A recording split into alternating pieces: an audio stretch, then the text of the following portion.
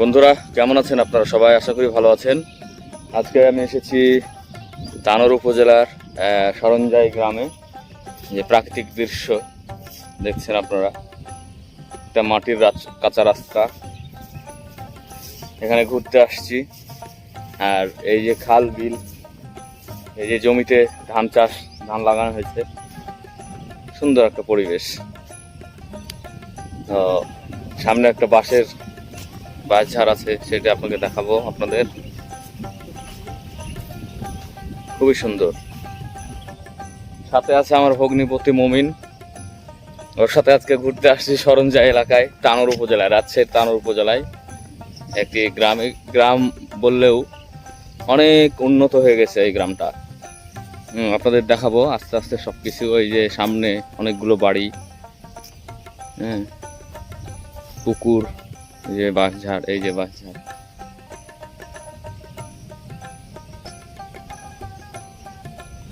তো গ্রামে ঘুরতে কার না ভালো লাগে? সবার গ্রামে ঘুরতে ভালো লাগে।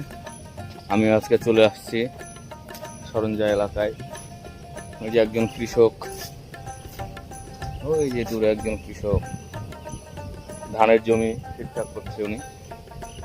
তো আসলে গ্রাম বাংলাদেশের প্রাণ। এই গ্রামের চাষাবাদ, কৃষকরা চাষাবাদ করে শহরে পাঠায়। আমরা সেই সবজি বলেন, ধান বলেন, গম বলেন, পাট বলেন, সেক্ষেত্রে সমস্ত কিছু আমরা গ্রামের মানুষকে আমাদের সাধুবাদ জানাতেই হয়। গ্রামের মানুষ ভালো থাকুক, আরো বেশি বেশি উৎপাদন করুক। আর এই পিছনে একটা কাঁচা রাস্তা,